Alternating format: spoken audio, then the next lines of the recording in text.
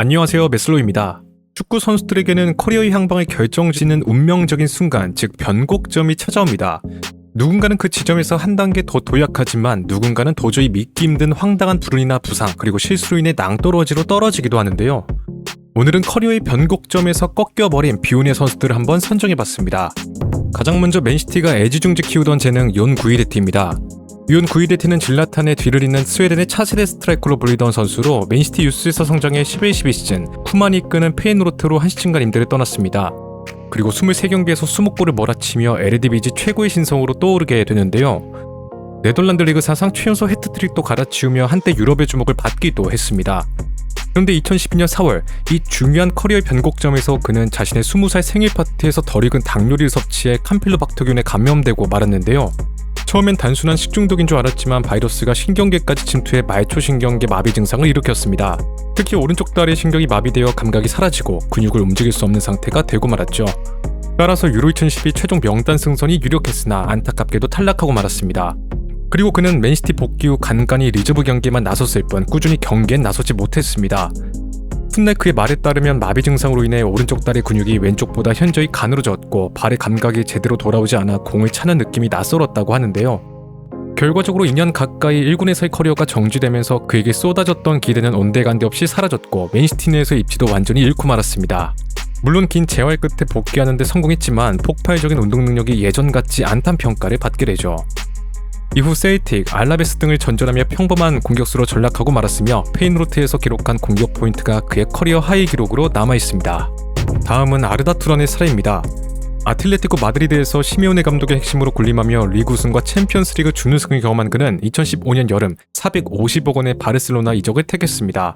당시 바르셀로나는 레전드인 사비가 카타르로 떠났고 이니에스타도 30대에 접어들면서 체력 안배가 필요한 상황이었습니다.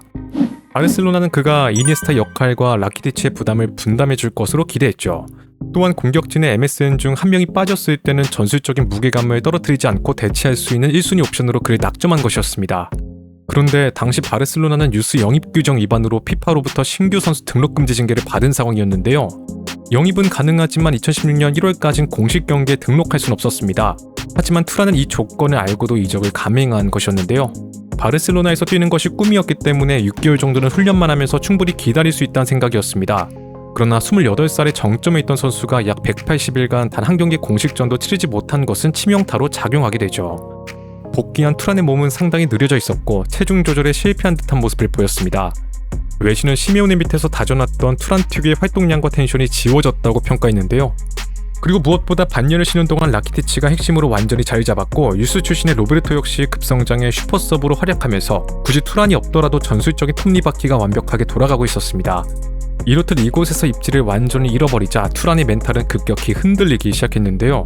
튀르키예 대표팀에서 기자 폭행 사건으로 대표팀 은퇴를 선언했다가 번복하는 등 구설수가 끊이지 않았습니다. 결과적으로 17-18 시즌 발베르데 감독 체제에 접어들어 투란은 단 1분의 기회도 받지 못하게 되죠. 따라서 겨울 이적 시장에서 튀르키예 바샥시히르로 임대되었으나 심판 폭행으로 16경기 출전 정지 징계를 받고 병원 총기 난동까지 일으키는 최악의 기행을 저지르면서 커리어가 사실상 파멸하고 말았습니다. 다음은 한때 잉글랜드의 차세대 타겟맨으로 꼽혔던 딘 애쉬턴입니다. 애쉬턴은 전형적인 잉글랜드 타겟맨의 정석으로 루니와 함께 잉글랜드 공격진을 책임질 포스트 앨런 시어러도 꼽혔습니다. 그는 어린 나이에 챔피언십 무대에서 꾸준히 두 자릿수 득점을 성공시키며 주목받았고 2006년 겨울 이적 시장을 통해 웨스트햄으로 이적하면서 프리미어리그 무대에 밟는 데 성공했습니다. 그리고 곧바로 팀을 FA컵 결승을 이끄는 맹활약을 펼치게 되죠. 당시 그의 나이 고작 23살로 잉글랜드 내에선 새로운 공격수의 등장에 잔뜩 고무된 반응을 내놓았습니다. 그렇게 2006년 8월 마침내 잉글랜드 대표팀의 생애 첫 발탁되었는데요. 당시 함께 차출된 공격수는 크라우치 대포 데런 벤트로 애쉬턴의 데뷔 가능성이 높은 상황이었습니다. 그런데 A매치 데뷔전을 단 하루 앞둔 대표팀 첫 훈련 중 팀 동료인 셜라이 필립스의 거친 태클에 발목 골절 부상을 당하고 말았습니다. 단순 골절을 넘어 발목 관절 전체가 어긋난 아주 큰 부상이었죠. 그렇게 시즌을 통째로 날리며 1년 넘게 재활에만 전념해야 했습니다. 다행히 07-08 시즌에 접어들어 두 자릿수 득점을 성공시키면서 부활에 성공했다는 평가를 받게 되지만 문제는 수술 부위의 퇴행성 관절염이 급격히 진행되었다는 것인데요. 의사는 그에게 계속되면 일상적인 보행조차 불가능해질 것이라고 경고했습니다. 결과적으로 애쉬턴은 2009년 불과 26살의 나이에 은퇴를 선언하게 되죠. 어찌 보면 잉글랜드 대표팀 발탁이란 영광이 되려 커리어 종말이란 결과를 가져온 것이었습니다. 그리고 잉글랜드 언론들은 루니의 파트너를 잃었다며 그의 조기 은퇴를 두고 안타까움을 드러냈습니다. 자, 다음은 아드리앵 실바의 사례입니다. 실바는 전형적인 박스투박스 유형의 미드필더로 파울루 벤투 감독 체제에서 기량을 꽃피우며 포르투갈 리그 최고의 미드필더 중 한 명으로 거듭났습니다. 이후 유로 2016 포르투갈 대표팀의 우승을 도운 숨은 공신으로 활약하며 유럽 전역의 주목을 받았는데요. 실바는 대회 직후 레스터시티에게 강력한 로프콜을 받았으나 모종의 이유로 스포르팅에 잔류했고 1년이 지난 2017년 여름 다시 레스터시티와 이적 협상에 들어갔습니다. 하지만 여기서 축구 역사에 남을 황당한 행정실수가 발생하게 됐는데요. 이적 시장 마감 직전 서류 제출이 단 14초 늦어지면서 이적 승인을 거부당한 것이었습니다. 이로 인해 실바는 소속 불명의 상태로 6개월을 허비하게 되죠. 그렇게 2018년 겨울 이적 시장이 열리고 나서야 공식적으로 팀에 합류할 수는 있었지만 6개월의 실전 공백은 상당히 치명적이었습니다. 당시 레스터의 피엘 감독은 실바의 실점 리듬 회복을 가장 큰 숙제로 꼽으며 그의 폼저에 깊은 우려를 표할 정도였죠. 우선 실바는 시즌 후반기에 12경기에 출전하며 리그 적응도를 올리기 위해 노력했습니다. 그러나 다음 시즌을 앞두고 제임스 메디슨이 영입되었는데요. 그의 영입은 곧 중원의 개편을 의미했습니다. 메디슨에게 공격의 권한이 집중되면서 실바의 장점으로 꼽히는 배급 능력을 발휘할 수 있는 기회는 점점 사라지게 됐고 단순한 보조 역할에 머물렀습니다. 리그 적응도 완벽하게 된 것이 아니었기 때문에 어정쩡한 위치에 놓이면서 은디디 맨디 조합과의 주전 경쟁에서 밀려나게 되죠. 이 과정에서 실바는 피엘 감독에 대한 불만을 공개적으로 토로하며 마찰을 빚기도 했습니다. 이처럼 소속팀에서의 입지 불안은 곧 대표팀 탈락으로 이어졌고 실바는 러시아 월드컵 이후 포르투갈 대표팀에 차출되지 못했는데요. 결과적으로 레스터 합류 단 1년 만에 유리 틸레망스와의 스왑딜 형태로 모나코로 인들을 떠나며 프리미어리그 무대와 사실상 작별했습니다. 이후 피엘 감독이 경질되고 로저스 감독이 부임하며 복귀 가능성이 점쳐지기도 했으나 로저스 감독 역시 실바의 전술 적합성에 대한 의문을 드러내며 그를 계획에서 제외하게 되죠. 결국 모나코와 임대를 연장한 그는 2020년 레스터시티와 계약 해지 절차를 밟았고 이후 이탈리아의 삼프도리아로 이적하며 레스터에서의 씁쓸한 커리어를 마감했습니다. 14초의 지연이 전성기 미드필더 커리어를 송두리째 뒤흔든 안타까운 사례라고 할 수 있겠네요. 자, 마지막은 데이비드 오동코어의 사례입니다. 오동코어는 2000년대 초반 독일 축구계가 주목했던 가장 압도적인 스피드 드리블러였습니다. 100m를 10초대 주파하는 가공의 속도를 바탕으로 독일의 미래를 책임질 우측 윙어로 큰 기대를 받았는데요. 당시 독일 축구계는 투박한 전차 군단의 이미지를 벗겨내줄 폭발적인 드리블러의 등장을 반겼고 그는 단순한 유망주를 넘어 전술의 판도를 바꿀 수 있는 게임 체인저란 평가를 받았습니다.